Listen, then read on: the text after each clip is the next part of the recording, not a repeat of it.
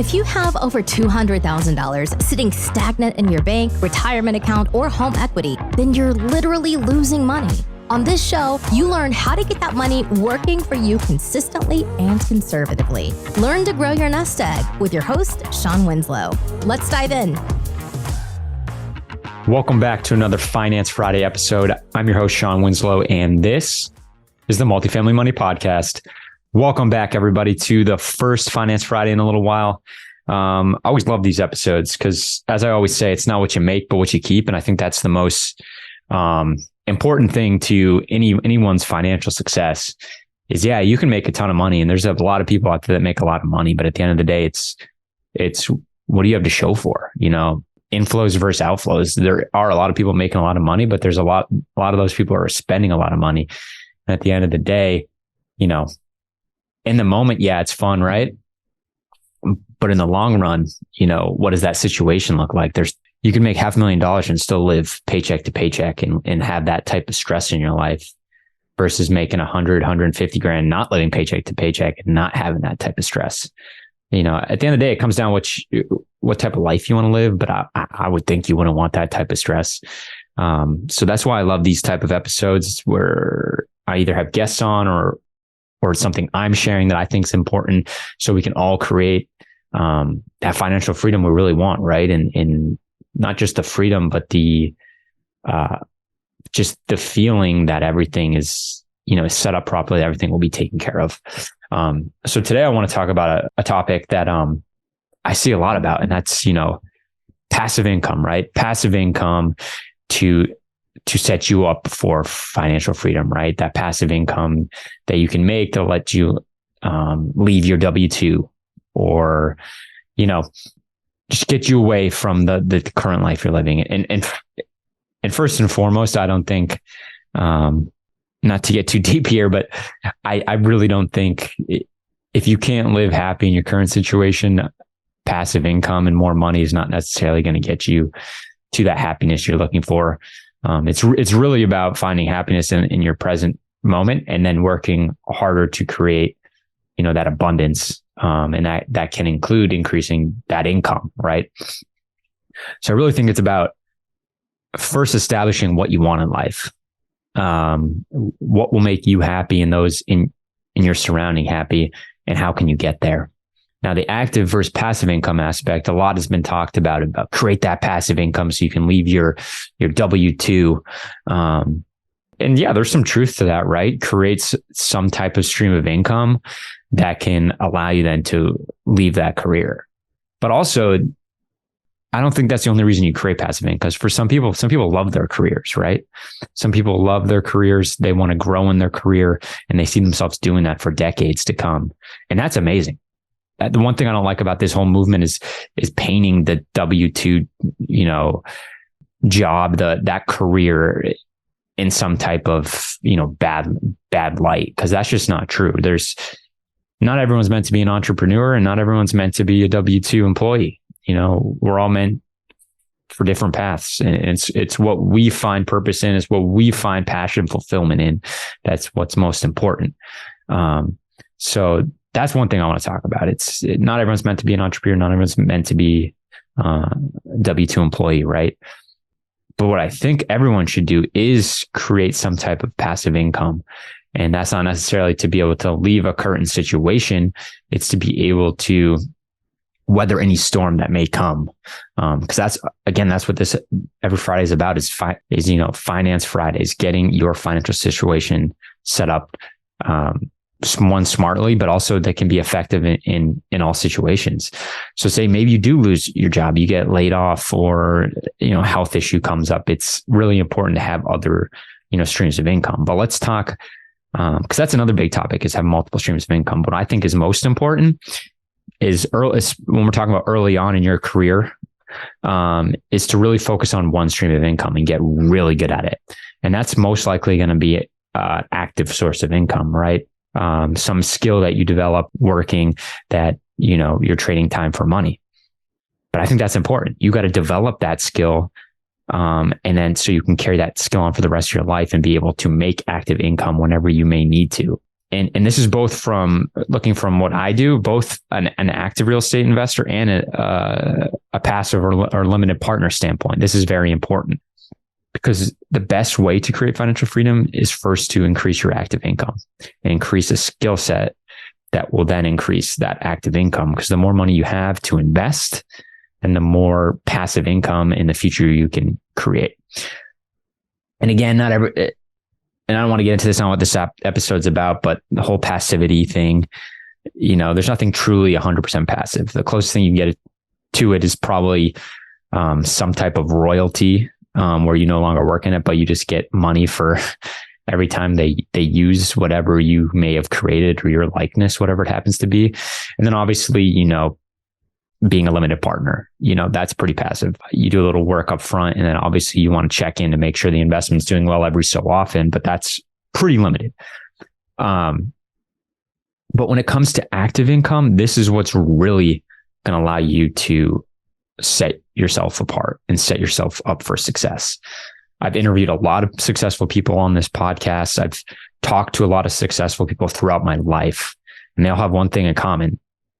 They developed a skill, they focused on that one skill or that one thing and got really dang good at it, like really good at it, exceptionally good at it, which consequently led them to make a lot of money off of that one thing, that one skill. And then for those that I've talked to on this show that, parlayed it into real estate, they were able to take that income and then pile it all into real estate and really create wealth. Because again, income doesn't create wealth. Assets create wealth. But a lot of time it takes income to get those assets. Now, you might argue, yeah, there's other means of acquiring assets that don't take income using creative finance and so forth. Yes, that's true. But to really scale and really grow wealth and thereby, passive income through cash flowing assets, it takes a skill that produces a lot of active income that you can put to work. When it comes to my business, I think a lot of people focus on building a portfolio really fast via maybe the syndication model, raising money from other people to thereby be able to leave their job. And I don't think that should be the focus. Obviously, that's the ultimate goal, because to build anything worthwhile, you need to be focusing on it. So eventually you would want to, leave your job to put all your attention on that real estate investment firm, that private equity real estate investment firm, for sure. However, I think you got to do this smart, because if you're not creating any other sources of income, you won't necessarily be able to weather every storm, especially early on. Because early on in this game, in the syndication game, you, the sponsor, the general partner, are not making a lot of consistent money, I should say. You can make, chunks here and there from acquisition fees and disposition fees in your gain. But early on, acquisition fee can get eaten up so fast. And if you're not a lead sponsor on a deal, you might not even get any asset management fee, or maybe you only get partial. So it's going to take you stacking up a lot of deals before you get consistent asset management fee that can pay for your overhead. And I've said this before, you as a sponsor make most of your money when you go full cycle on a project, which makes sense, right? Because you're rewarded after you've rewarded your investors, you've completed that business plan. And that's when you make most of your money, but that can take upwards of 5 years.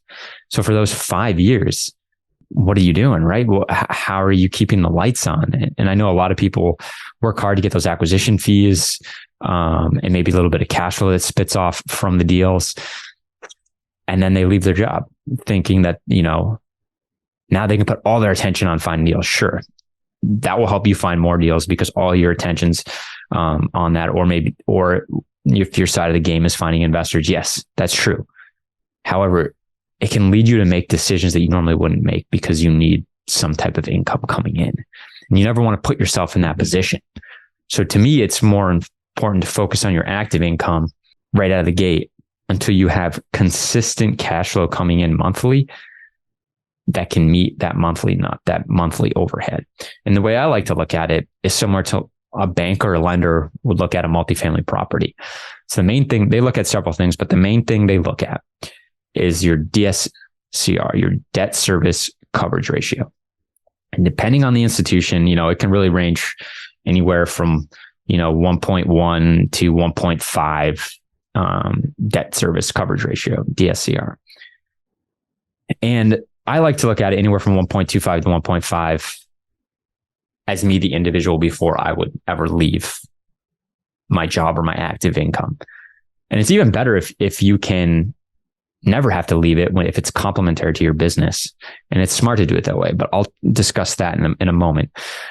So let's say your month between your business's monthly expenses and your personal life's monthly expenses.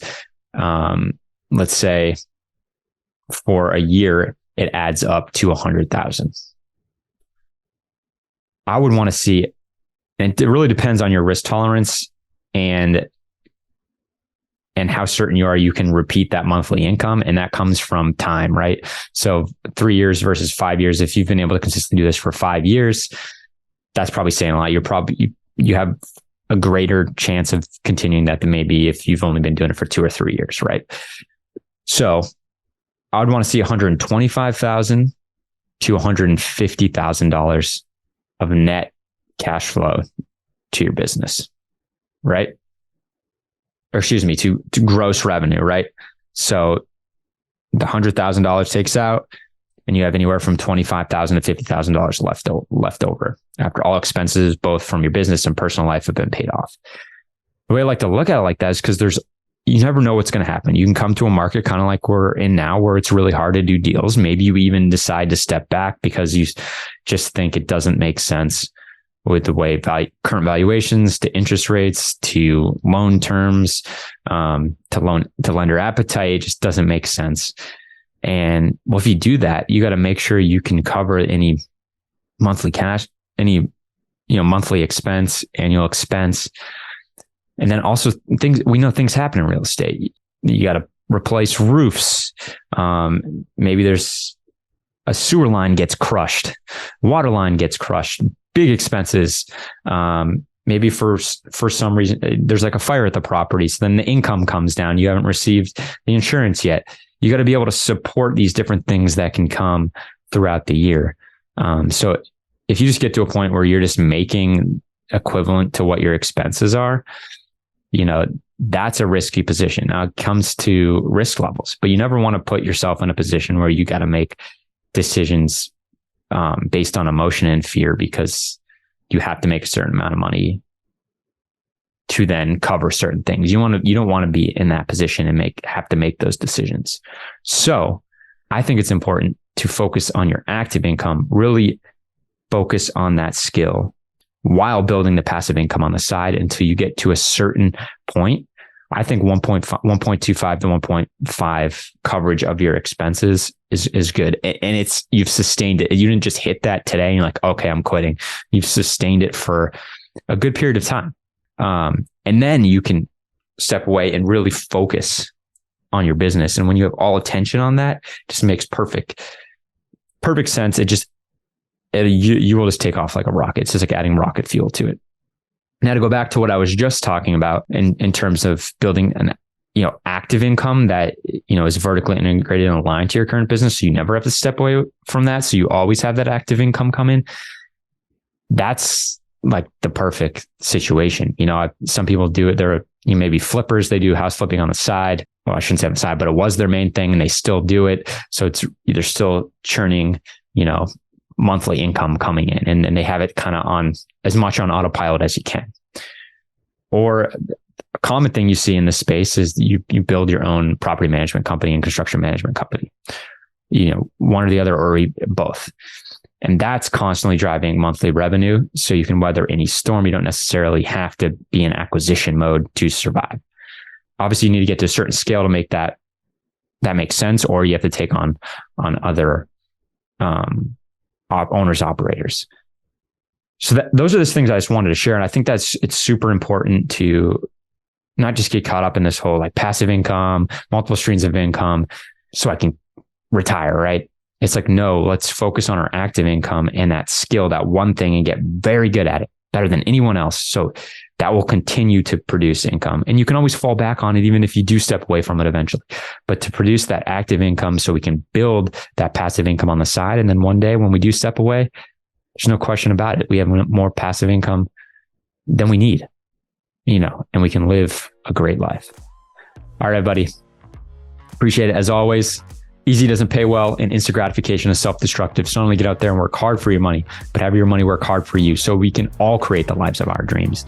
And at the end of the day, a better world comes from personal excellence. So get out there and be the best person you can be.